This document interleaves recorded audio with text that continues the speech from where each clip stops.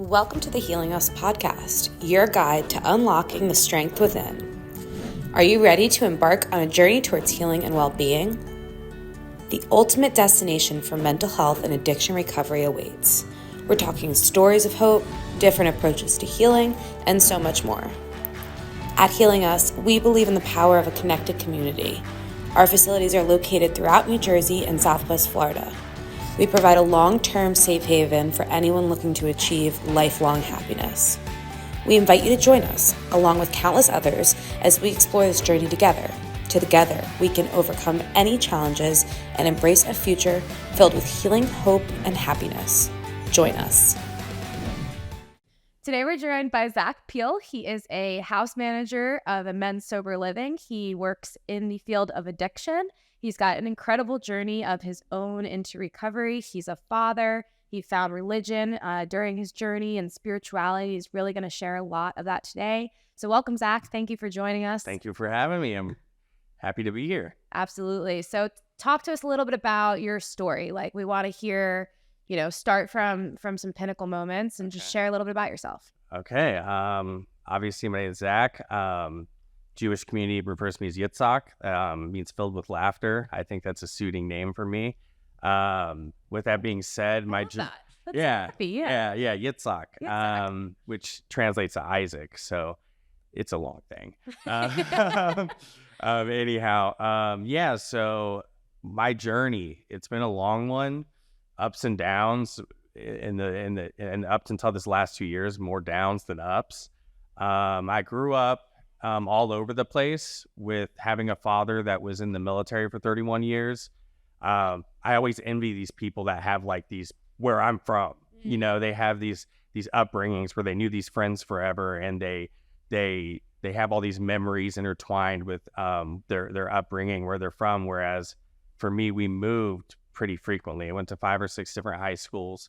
I think that's, incredible, because a lot of people think about the veterans and thank you to your father for his service to the country. And, but obviously, with his dedication, there is a family on the other side of that. And, how that was kind of a really big part of your journey as well. So moving around, and, talk to us a little bit about when 9/11 hit, how that altered your childhood, schedule and everything like that. Yeah. I mean, they say when your father or your mother serves in the military. My mother also was in the military for a couple of years, before I was born. But when you have a parent in the military, your family's serving too. Mm-hmm. There's kind of that aspect. They're sacrificing as well. So I had a normal childhood, for the most part. No abuse, so to speak. That's not part of my story. I started developing some behavioral changes, and I think some obviously alarming character traits, so to speak, around 8 or 9 or 10, around that time frame, my later adolescence, before I became a teenager. That's when my 9/11 happened. Obviously, the war in Afghanistan and Iraq. My father, with the nature of what he did reconnaissance for the Navy. He was in charge of surveillance and stuff like that with different planes and on the ground. And so 8 or 9 years old, 9/11 happened, and my father was gone. He had been on deployment even when I was younger than that, but I was really too young to really know what was going on. That's when it started hitting to me, like, my dad's not going to be here. It served 9-10 months at a time. 9-10 months out of a time. I remember, I shared this with Kim on her podcast, that like it really hit me when I was about 10 or 11, and we were on like a runway, a flight strip, and my father knelt down and was like, "You need to be the man of the house while I'm gone." Wow. And he obviously had great intentions with that. He was trying to lift me up, but that really resonated with me. Like, what is being a man?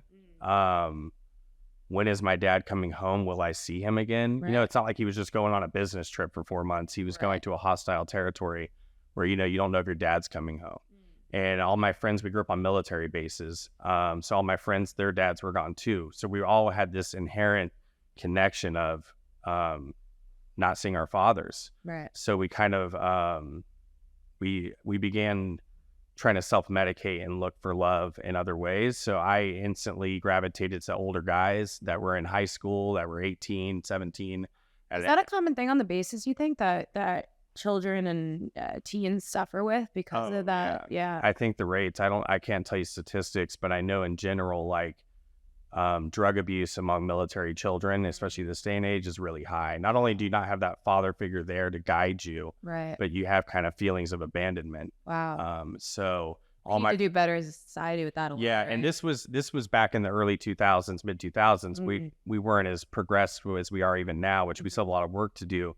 But with mental health and trauma, and I think reaching out to kids. So it was really, Kim had asked that too. There really wasn't a lot of resources. It was really just kind of, back then too, it was kind of like, you just man up. Right. You know, that was kind of instilled in me that since he's serving in the military, he's overseas, he's sacrificing and providing for our family, I don't have room to complain. Right. I mean, that's so much pressure to put on a 10-year-old. It is a lot of pressure. Yeah. At any age, as a young adult. And it's like, it is not traditional. And, but yeah, that's really hard. And it's amazing to me. I'm curious. I'm not familiar with the resources they have now, if they do have any, but I feel like that's a gap we should all be held responsible for to an extent, you know, as a community to support. They do have like more spousal support and stuff like that now, and PTSD awareness, and I think more like family groups. But even in general, I think it just is kind of the price you pay with the military. I think there's only so many resources you can put on the fact that a parent's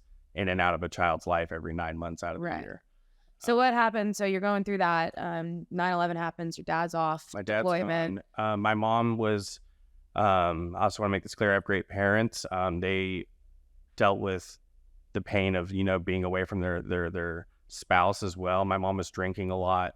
And when my dad would come home, he would drink a lot to deal with the trauma of it. So inherently, as a 12, 13-year-old getting a little older now, that became what I thought an adult does to help themselves, to cope. And not to your parents' fault by any means. No, right? no, they were doing the best they could. Absolutely. They were doing the best they could, and struggling with their own issues. They were struggling with their own issues. So I began drinking regularly at a young age, 13, 14. And I knew instantly I had found something that worked better than any sport, better than Little League, better than playing guitar, better than going on a hike. That when I consumed something, I put a substance in my body, I felt pain slip away, and I wanted that, and it progressed. So was started off as drinking with my friends, and we had a lot of access to alcohol. All of our dads were in the military. It's what they did. So we could, I mean, they had so many beers in the fridge. We could take 7, 8, 9, 10, 11, and they never even noticed. You know, they had so many fifths of liquor and stuff that we didn't have to do the thing where you mark it with a, you know, and know how much they have. I mean, it was just copious amounts. There was no way they would know. And also the fact that when my dad would come home, my parents, I think, were so focused on catching up on their own lost time that there was a lot of time where they didn't really know what I was doing. Right. So throughout high school, we moved a lot. Every time I got comfortable and made a friend group, I would have to make a new friend group. That becomes harder and harder, especially when, like, I did a lot of sports, but when you're constantly moving to new towns, you're the new kid. So you're not a favorite. You have to earn your place on that sports team or whatever. It just became so daunting. Not to mention it's hard to find your own identity because you're like, you know, how you look at colleges and they've got this, and this. It's like, how do I know what I fit into? I haven't been in one place long enough. You just nailed it. And that's the biggest thing is I never knew where I fit in. But I did come towards the end of high school, find that no matter where I went, the easiest place to fit in was with the other kids who were struggling to fit in and that were using drugs. Right. That was easy because we all did drugs. We had that in common. It was very easy. We picked up drugs. We did them. We had a low standard for our character and how and what we valued. It was just really easy to get in with that friend group. Eventually, you know, I started dabbling in harder stuff, coke and opiates as in, you know, pill form, Vicodin, OxyContin, stuff like that. So to the point where I was ready to graduate high school and I was going off to college, I had no spiritual foundation, no character, had no idea who I was, but all I knew was I liked to get high. It was just what it was. I knew that worked every single time I did it. And because I was enabled by my parents and, you know, I never had money issues and something like that, I never saw the bad side to substance abuse. Right. To me, it was just la-di-da. Well, it was where you fit in. It was a where I good fit in. time. Yeah. It was a good time at that point. It's interesting if you look at history and the way most societies form. You usually have the group that doesn't know where they belong, but ends up doing, finding comfort in drugs in that group. You find the group in the middle. And then I was going to say the kind of the polar opposite side of that is people that are very rooted from a young age in religion. And that's their group, right? Yeah. And we'll get into that later. So it's that's where you found yourself, off to college. Already a terrible drug habit, alcoholic. That's when I was first introduced to heroin and methamphetamine. It was about 20 years old. Maybe at this point I was on my way out of college already. I was gonna say, yeah. Usually. Yeah, heroin and methamphetamine abuse don't really go hand in hand with earning your bachelor's degree or your master's degree. So at that point, I had burned all the GI. And my poor father, I mean, he gave me the GI Bill, which you get for college. I mean, I had every outlet to be successful. Yeah. I mean, he did everything he could for me, and I burned it selfishly on drugs and alcohol. It wasn't selfish, though, at the time. Like, you were struggling internally. Yeah. That's a kind way to put it. I guess I'm still learning to forgive myself for that. I do have some guilt with that because, I have siblings. I have a brother and a sister that they could have used that money probably, and they did make better life choices, so that could have really helped them out. So I do feel like I kind of detracted from them. Sibling perspectives is a great perspective. I'm a sibling of somebody in recovery, so my brothers kind of went down the dark route, and on the other side, you are angry until you're not. Yeah, you're angry, and that forgiveness takes a minute. So obviously, with saying heroin and meth, it does not take long for life to crumble and end up in places you never thought you'd end up. Living in hotels, abusive relationships, doing terrible things. I was committing a lot of crimes. I was breaking into cars, breaking into houses. This was not something that was supposed to happen to me, so to speak. I had every tool in life growing up to succeed. But with that being said, sometimes our circumstances change, and I chose a route that I had to lay in the bed that I made. So it didn't take long that I just became like a bottom of the barrel junkie. Like I've shared this too. Like, so a lot of people have these grandiose images that they were picking up big quantities and they were involved in the drug trade. Like they were they were like, there was some grandiose aspect to it, but not me. I was just a bottom of the barrel junkie trying to get $50 to $100 a day just to feed my habit. My life was going nowhere. I couldn't hold down a job for more than 3 months. This was all throughout my 20s. I'm 31 now. So from 22 to about 29, my 20s were just filled with drug abuse, misery, suffering, a lot of jail, incarceration, guilt, shame, it all piled on. And within that time period, you also became a father. And I became a father. Became a husband. And that's when things changed. So I got married to my wife a year before my daughter was born. I guess this was back in 2021. So yeah, coming up on 3 or 4 years. I should know that, but I'm only human. We won't tell her. A lot of drug until she watches the episode. Oh, she's totally aware of it. She's aware of it. She knows how I am. Memory, like I said, a lot of overdoses. My memory's not the best, but yeah. So we did get married, and at that point, things were looking better. That was when I finally felt. At that point, I had about 4 or 5 months clean. I had gotten out of a treatment program, and I thought I finally had it. We were living in Savannah, Georgia. Things were looking better. I was getting married. Now I was finally doing the things you're supposed to be doing as an adult. And I thought that would keep me sober. My wife's great, so supportive. And unfortunately, my wife, who deals with some mental health issues of her own, just like I do, I relapsed and I began using heroin and crack and meth again. And my wife walked in on me one day doing it. And unfortunately, I, at the time, did not have good enough character or moral value, or I guess really sobriety, to care that I was influencing her, and I let her try it. And that was the beginning of my wife's drug addiction. Up until that point, she had never done drugs. That's nothing I'm happy about. That's nothing I'm proud of. That's something I still kind of beat myself up for to this day. My wife was on track at that time to going to Colorado State or something for medicine. She wanted to become a doctor. She came from a good family. And then she met me. So I became kind of a burden on her life in a sense. We began using drugs heavily for about a year. We were living in hotels. Her parents got keen to the fact that she was using. To my parents, it was, oh, same old, same old. Right. To her parents, it was very traumatic. They're now, daughter was now doing And now drugs. her husband's Her not the husband, person. her husband, and like their worst nightmare. And I'll say this too, I'm Jewish. My wife is Indian. She comes from a heavily, they're not Hindu, they're Catholic. Where they come from in India, it's a heavy Catholic community. So there was already a cultural issue there, right, that she didn't marry an Indian guy. I think it's still a problem to this day, unfortunately. This exasperated it. Yeah. That we told you this would happen if you went with a guy like this. So needless to say, I was not the ideal son-in-law. We had eloped when we got married. We did not have a grand wedding or anything like that. And my family was just kind of like, they were accepting of her because they were like, oh, maybe she can do something good for him. Right. Nothing else has worked. So we struggled with addiction for about a year and a half. And then we found out she was pregnant. That was the moment it kind of got real for me. I had some months here and there of sobriety, and knew that there was more to life, obviously, than doing drugs at this point. But I really wasn't.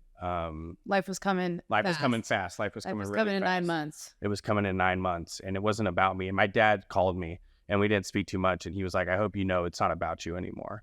Like, it's not about you going to get high and like what you do to your family right now. Like, you're bringing a kid into this world. It's once again, my father. It's time to man up." Right. That's what he told me. And that is a perfect segue as well for our topic of, with Valentine's Day coming up, talking about love and family and recovery and, navigating that. So, what happened next? And now I can transition to the positive, found out my wife was pregnant. Like to say I got sober that day, made a change. So I'm going to be a man now.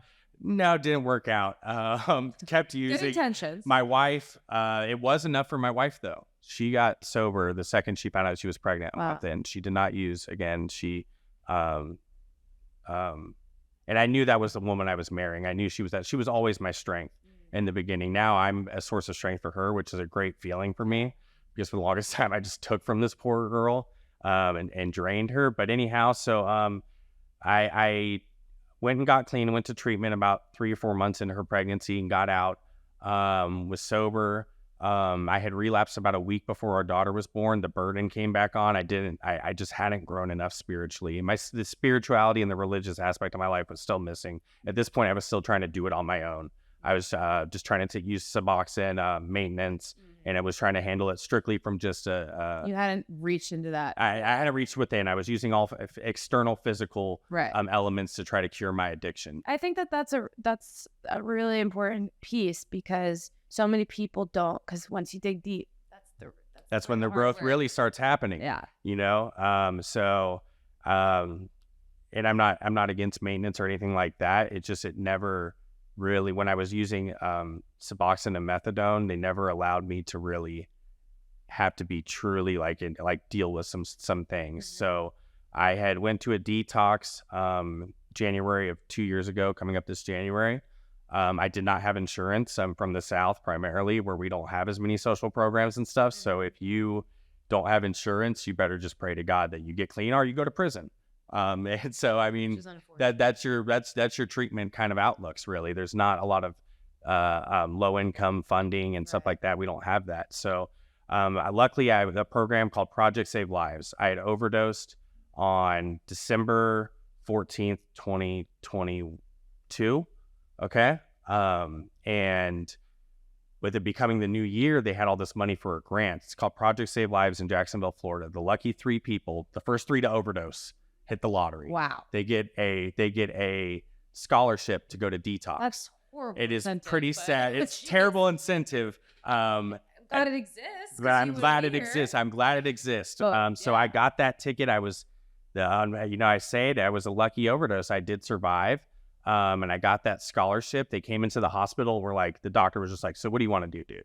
And I was just like, I'd like to get help. And he was like, "That's what I wanted to hear." Because other times in the past, I'd be like, "Just give me some Narcan and let me out of here." Right. But I knew that I now had a 2-month-old. My daughter had been born. And at this point, my wife had went up to live with my in-laws in New York. That's what brought me up here. And I was like, yeah, this is my chance. Now I can't use the excuse, well, I can't get help. I want help and I don't have insurance. Right. It was right there for me. It was a grant. Went to detox for a couple weeks and I got sober. I've been sober since. Congratulations. Yeah, thank you. It was a new year. I set goals for myself. I went to a sober living kind of work program in Savannah, Georgia called Sober Living America for the beginning, for about the first year of my recovery. They got me a job in like a warehouse, and it was really good. It gave me the foundation. It was stuff to build off of. I was working now. Maybe it was for $13, $15 an hour, but I was working. I wasn't just taking from people. Right. And that was big. So that's how you made it up to, obviously your in-laws were up here. Yeah. Did you just find us on the internet? How'd you make your way to Jersey? Well, that's where like the mental health aspect kind of comes into it. So although I had developed a year of sobriety, I was not taking my mental health serious. I was working at a homeless shelter as a peer recovery specialist. I was surrounded by a lot of trauma doing that. And I didn't realize how vulnerable I was to being around trauma like that still, because I hadn't processed my own. I was just so happy to be a year sober, so happy to be working, so happy that things were going on track, that I never really addressed a lot of my underlying issues, my bipolar disorder, my trauma. So I had a kind of a psychiatric breakdown in March of this year. A lot of couples were coming in and I was reliving my wife and I's trauma of living on the streets. I think I had shared that with Kim. I began having like blackouts in the bathroom at work where I was just reliving some trauma. I had went to see a health provider to get medication to deal with this stuff. He had prescribed to me, he was an older guy and he was kind of an older approach to addiction. And he was like, opiates are your problem. You're cured. You're sober. Let me give you 90 Ativan a month. Oh man. I can promise you won't be having any issues with anxiety. I was very naive, and because I wasn't as sound spiritually yet, this is kind of where I had that moment. At this point I had become a religious Jew, and I was practicing in synagogue and stuff like that, but I still didn't acknowledge my mental health issues. I wasn't going to therapy. So anyhow, I took those for a few days, had some blackouts. It was not good. I don't necessarily view it as a relapse because I wasn't inherently just trying to get high. I was truly, genuinely searching for help and thought I could take Ativan just like an opioid addict takes Suboxone, It's so wild that you said that because so many doctors and places just instantly prescribe. Oh, yeah. He didn't think twice. Yeah. Even at Relevance, our medical team goes through very extensive process of testing, of blood testing, of DNA testing, because they don't want to just prescribe something and then hopefully it works. Yeah, hope for the best. 6 months it doesn't, then they got to switch your medication. They want to find, if you need medication for a mental health problem or something you're suffering with, they want to find that exact medication that's going to match your DNA. That's awesome. So that you're not dealing with that continued blackout and highlighted anxiety. It's it blows my mind, and that's where most people's problems start. Totally. Yeah. So definitely. So luckily, after that, I had went to a psychiatric hospital for a couple weeks, and my wife and I were talking. The sober living I was at, unfortunately, someone had got their hands on some of my medication, and it did not look good. It also to them looked like I was just in a full-blown relapse. And I decided like something's got to change. So I ended up in a hotel room after I got out of the psychiatric hospital for a couple weeks. And my wife began calling every single sober living from South Jersey. I'm still learning the geography of Jersey, from South Jersey to Buffalo, New York. They live in New York City. I'm glad you landed here. You wouldn't need a air coat. I'm very happy. And I tell that to people. I mean, I'm so happy I'm here in New Jersey. I had this perspective being from the South that people from New Jersey were inherently Yankees and were really mean and would it had no hospitality. That's Keep just it a secret. But no, New Jersey's been great to me. I love it here. A lot more Jewish people here, and I also didn't grow up around as many Jewish people. I'd never been around Jewish neighborhoods. This is all new to me. It's awesome. So my wife called about 50 to 100 places, and every place was like, you need $1,500. We got to interview you first, and then we'll think about it. And I'm like, dude, I'm not flying up from Savannah, Georgia to Secaucus, New Jersey, just to hear like, no, you're not it. Like, I don't have those resources. Like, I need to know I have a certain thing. Right. CFC was the only one that was willing to go out on a limb and do a phone interview with me and give me the opportunity to come up here. They knew my wife and daughter was up here. They knew that I had some prolonged recovery. They knew how serious I was about it, and they took my word for it. I came up here, And it's been nothing but a blessing since. I'm still sober. I now have the ability to see my wife and daughter regularly. When I was down in Georgia, we saw each other in that year maybe twice. It was really hard. I missed her first steps. Yeah, now I'm a house manager at CFC. Alyssa blessed me with that opportunity back in the summer, and it's been great. I now work for Discovery Institute, which is a rehabilitation center in Marlboro, New Jersey. I started off as a tech, and they saw my ability with the clients and I think addressing and being empathetic with them, and they thought it would be a good idea. They thought it would be a good idea. It was a good idea. Yeah. They promoted me to an admissions coordinator. I now work from home, which for someone with a 2-year-old, and we're going to be transitioning into moving back in together this spring. Fantastic. It's such a blessing, and that's kind of how I ended up here. And I've just been running and hit the ground running. Well, what a story. And I mean, it's just the beginning, really. You know, for you and your family. And, you know, on that note, I'd love to talk about kind of you and your wife. And, you know, first of all, her journey, she had to have her own journey, right? To find her way back and forgive. And how have you guys been navigating pursuing your own path and to health and wellness and recovery, but also forming a union again and kind of making sure that you're both staying on track? That's a great question. It's something that kind of develops day to day. Obviously, you know, I touched on I had never done therapy or anything like that. We currently have a Jewish marriage counselor, so to speak. I mean, it's irrelevant that he's Jewish, but it kind of is because he knows what kind of family values I kind of want to have in our family when we're working together. But we're now doing marriage counseling. I'm doing individual therapy. My wife's doing individual therapy. So we're both now growing as individuals. She'd always told me, and you guys have touched on this in prior interviews, I'm never going to learn to love her until I can learn to love myself.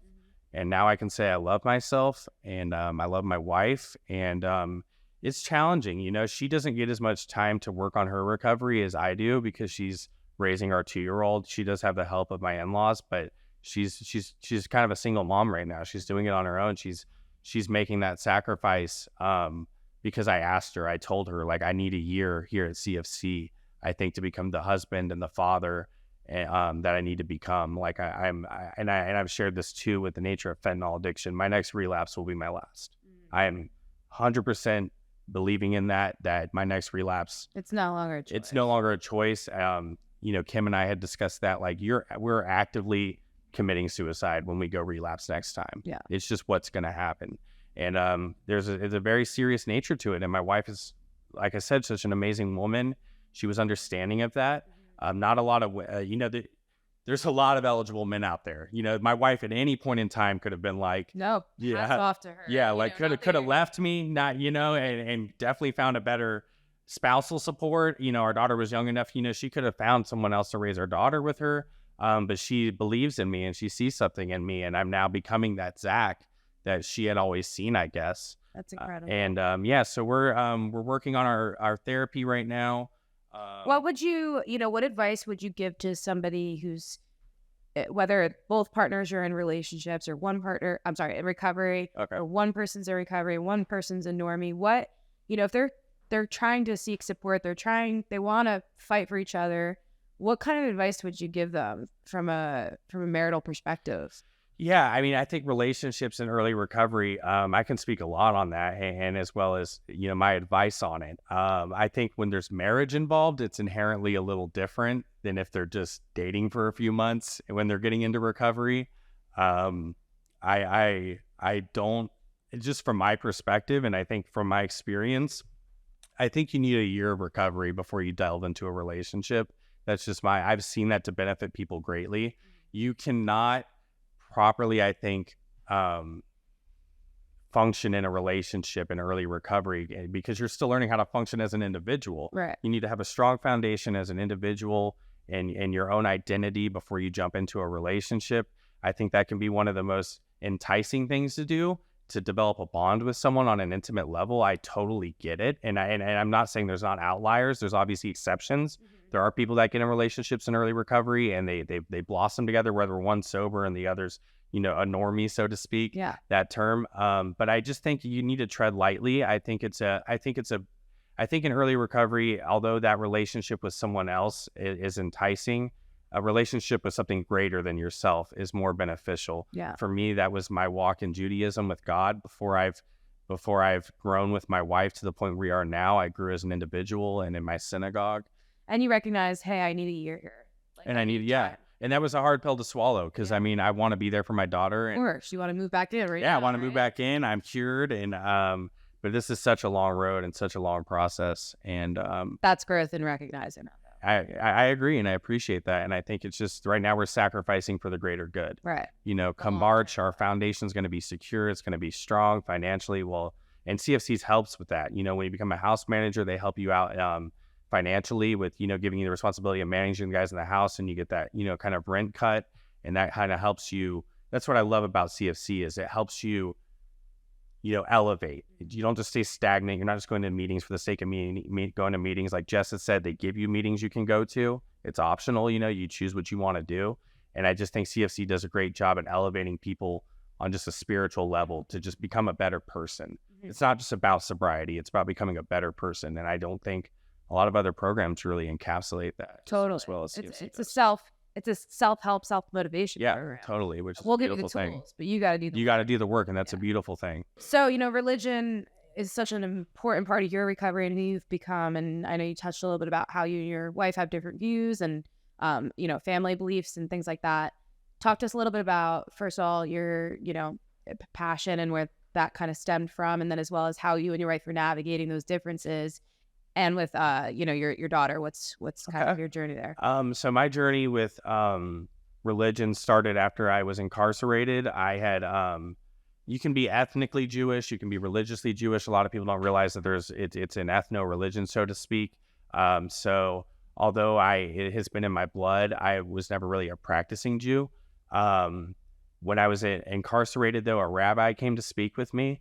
And I found just a sense of enlightenment, and it's something that I had only felt, you know, maybe using drugs. It gave me the same feeling kind of as using a substance. I felt the idea that something was greater than myself, the idea that I've done the things I've done, that maybe a higher power or God, Hashem, whatever you want to refer to him as, has put me on that journey to help others, that he knew I could handle that by leaning on him, was a beautiful thing for me, because now that no longer was I guilty about the things I've done, they were now a plus. Right. You know, it flipped the script.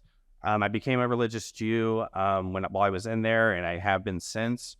What that entails to me is having a code of conduct I live by now. Before I had grown up with good morals. My parents taught me right and wrong, but as an adult, I didn't have any moral fiber. I didn't have any good character traits. I didn't have any, you know, code of conduct that I live by. And now with the Jewish community and being involved with that, not only am I around like-minded people that we all share a same belief, a very powerful belief, but I have a support system. You know, I have people that want to look out for their Jewish brother or their Jewish son in need.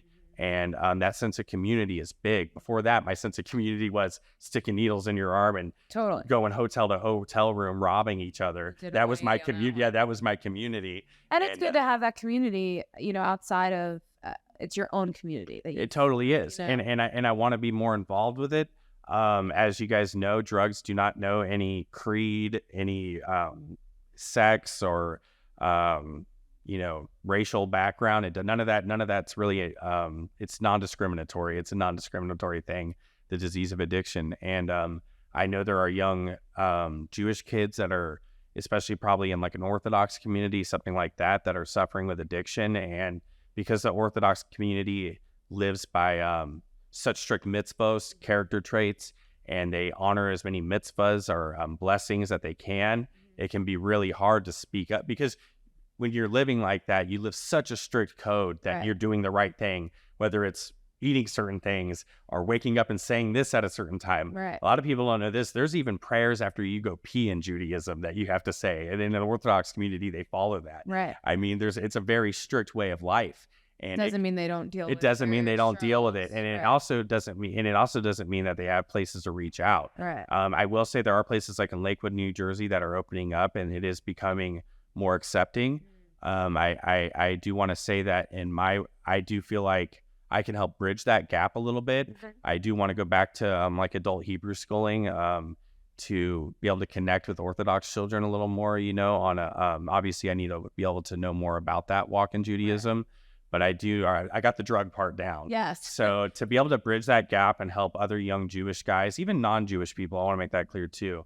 But to help young kids not make some of the mistakes I made, and be able, and that's a big thing with my daughter too. Like I want to see her, not have to live through my burden, my mistakes, and become her own person. But obviously I think even I went through that so my daughter can become her own person. With religion being such a pillar in your life, and your wife being Catholic, what kind of, are you guys supportive of each other's beliefs? Is there conflict? Yeah, I know I got off a little there. That was amazing, because I wanted to touch. That's a good thing. Well. So obviously, culturally and racially, there is kind of a rift in our families. I would say my family is a little more accepting of her than hers is of mine. Her family, particularly her mother, is not too fond of the idea that I'm a practicing Jew. And that's just the circumstance. And I want to make this clear. I don't think any people that are Catholic or Muslim or whatever inherently don't like certain people. I just know from... Well, I think that brings us back to America, the melting pot. Yeah. That's a very new generational, idea that there's cross-cultural families. Totally. Right? And that's new. And that's also, I think, the beauty of America. Absolutely. That we have that should be the beauty. That shouldn't be a frowning point, a bad point. That should be an awesome point that we have this. And I do think in 2 generations from now it'll be a little different. And that's why I love my daughter, the fact that she's biracial and comes from different religious backgrounds. I think that's a beautiful thing. As far as that, my wife did grow up Catholic, so she has her own perceived notions on religion. She's not a practicing Catholic now. She knows that I want to raise our daughter in the Jewish culture and the Jewish customs, as far as not even the culture but the religion, and she is okay with that. I even myself will let my daughter decide that. I'm gonna guide her on that journey, through her adolescence. But come the time that she's a teenager or so, when she's becoming her own woman, that'll be on her to decide if she wants to continue that lifestyle. I'm kind of I do think it is important as a parent to influence her as a child that this is a good way of life, and I am passionate that it is. But when the time comes, my daughter will make that decision. It's a little overwhelming for my wife. She's went to synagogue with me a few times. She's not the biggest fan of religion, which is totally fine with me. But I think that's beautiful that you can be open to that, and you're not just so. You can follow your own belief and your own path in your own community, but you're not necessarily needing your other support system to be involved. She's her own person. Whatever works for her. I do encourage her. It'll be hard because, in recovery, we have those down days. And me inherently, my advice to her is like a Torah scripture or something like a Chabad rabbi's outlook on life. And she's like, dude. Like that just went right over her head. So I do struggle with finding ways to kind of console her and help her when she's down that aren't inherently Jewish, perspective on things. But and I mean, to your point earlier, with her kind of taking a lot of the heavy lifting while you have been working on yourself. When you guys do move in together, that's a great opportunity for her to find her own community of support. And then also, with CFC, we have all the retreats coming up, and she can go camping with you on the summer. You nailed it. I can't wait for me to get to step in as a father and take over a lot of those daddy duties. I relish in being a father so much. It's my life's greatest purpose, and which aligns a lot with Judaism. Bringing children in this world is, the biggest blessing. That's kind of their outlook on that. And I want to give my wife a break. She also is a social worker. She works very hard. She's been a nurse. So she's always helping people. I think my wife deserves a lot of time to herself, come this March. So it'd be great. It works both ways. I'll get a lot of time to make up for lost time with my daughter and have those one-on-one father-daughter time while my wife can go and explore and meet the CFC community. Cause I even when I leave in March, I'll still be heavily involved. CFC is where I'm home. That's who gave me a chance when I had nowhere to go. And I look forward for my wife to get to find herself a little like I am right now, and that's a beautiful thing that CFC offers that. And I know that she'll love a lot of CFC's approach on recovery. It's very innovative. it's kind of groundbreaking in a lot of their approach on things. It's not like any other sober living I've been in. So Awesome. grateful Well, to thank be you here. so much, Zach. Yeah, thank you. Share your story. It's amazing. Just one final question. If you have one thing to say to a young child or adolescent on, an Army base, and their parents are making that ultimate sacrifice for all of us, what's one word of advice or sentence that you would love to share with them? That's a good one. Dan does that exercise, like your inner child or whatever. And I guess when we did that, it was really like I thought about my inner child and what that was like. So my advice to a young teenager that's on a military base, whether it's in Kuwait or San Diego or, North Washington, I utilize your resources first and foremost. Find out what resources are out there, but really know that this is temporary. It will pass. Be proud of the fact that your father or your mother is sacrificing for the family and doing what they need to do. Find strength through that. Don't view that as a force of weakness. Use that as a force of strength. If you have siblings, I definitely recommend bonding with them. Blood is big in life. Your family and who you grow up with. Focus on school. Focus on what you can control. And that's a big aspect in a lot of things. So if you're young and your father's overseas, you can't control that. You're not going to control what's going to happen to him over there either. But what you can control is being the best son that you are, a daughter that you can be in your given circumstances. Like I said, build a strong support group, get good friends, hang out with the right people, and cherish every moment you get with your father or your mother when they're back from overseas. And like I said, it's a big thing. It's temporary. It's only going to make you stronger. I think being separated from my parents like that growing up has helped me deal with this new geographical separation from my wife. I never at the time did I think, how could this benefit Coming me? full circle. And that coming full circle, CFC, which I just found out what that meant a month ago, believe it or not. I was too embarrassed to ask anyone what it meant. So it was my head formulating all the ways what this acronym could possibly mean. Come full circle. So it'll come full circle. What you're sacrificing right now can end up making you a 10 times stronger person in the end. Yeah. And use it as something to be proud of. And obviously, thank your parents for their service. And that's really all I got. Awesome. Thank you, Zach. Thanks, everybody. Have a great day. All right.